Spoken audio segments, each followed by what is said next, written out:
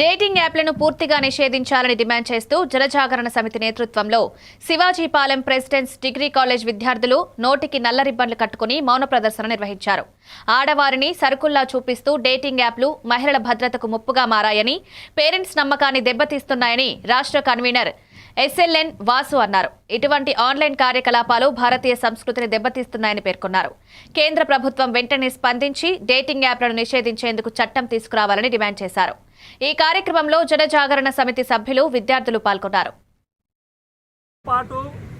Friendship పేరుతోటి మహిళల మానాలను ఎరగా వేసి డేటింగ్ యాప్ నిర్వాహకులు కోట్లాది రూపాయలు దండుకోవడాన్ని జనజాగరణ సమితి తీవ్రంగా వ్యతిరేకిస్తుంది. అంతేకాకుండా ఇటువంటి ఆన్లైన్ వ్యభిచారం భారతీయ సంస్కృతిని సర్వనాశనం చేస్తుంది. లవర్స్ డేను తీవ్రంగా వ్యతిరేకించే హిందూ సంఘాలు డేటింగ్ యాప్లను ఎందుకు వ్యతిరేకించడం లేదో అర్థం కావడం లేదు. తక్షణమే ఐటీ శాఖ మంత్రి నారా లోకేష్ గారు స్పందించి ఈ డేటింగ్ యాప్లు పూర్తిగా నిషేధించే విధంగా ప్రధానమంత్రి నరేంద్ర మోడీ గారికి విన్నవించాలని జనజాగరణ సమితి డిమాండ్ చేస్తుంది.